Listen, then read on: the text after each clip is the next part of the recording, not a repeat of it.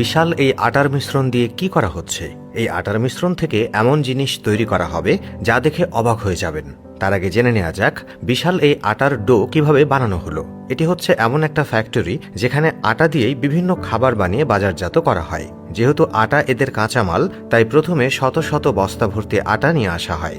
বস্তা থেকে আটাগুলো ঢালা হয় একটি মিক্সার মেশিনের চেম্বারে। সেখানে পানি দেয়া থাকে আর আটা দেওয়ার পর মেশিনটি আটা ও পানি ভালো করে মেশাতে থাকে। আটাগুলো খামিরের মতো হয়ে গেলে সেগুলোকে অন্য এক চেম্বারে পাঠিয়ে বেশি করে ঠান্ডা পানি ঢালা হয়। এই পানির মধ্য দিয়েই আটাগুলো চলে যায় বড় কন্টেইনারে। এই কন্টেইনারে আটাগুলো যেহেতু জোড়া লাগা অবস্থায় থাকে, তাই একজন কর্মী সেগুলো কেটে কেটে আলাদা করে আরেকটি বড় ট্রেতে দলা করে রেখে দেন।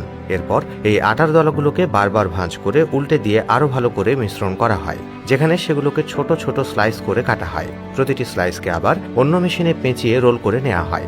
রোল হয়ে সেগুলো গিয়ে পড়ে কনভেয়ার বেল্টে। ওখান থেকে আবার ভিন্ন আরেকটি যন্ত্রের মাধ্যমে রোলের ভেতর ঢোকানো হয় কাঠি। তারপর আরেকটি কনভেয়ারে করে প্রতিটি রোল গিয়ে পড়ে একটি চেম্বারে। সেখানে গরম পানিতে সেদ্ধ করা হয় আটার রোলগুলো। সেদ্ধ হওয়ার পর আবার সেগুলোকে ঠান্ডা পানিতে ফেলা হয়, যেখান থেকে কনভেয়ার বেল্টের মাধ্যমে রোলগুলো যেতে থাকে এবং একই সাথে একজন কর্মী রোলের ভেতর থেকে কাঠিগুলো বের করে আলাদা করেন। এ পর্যায়ে এসে কেউ বুঝতেও পারবে না এখানে আসলে কি বানানো হচ্ছে। রোলগুলোকে একটি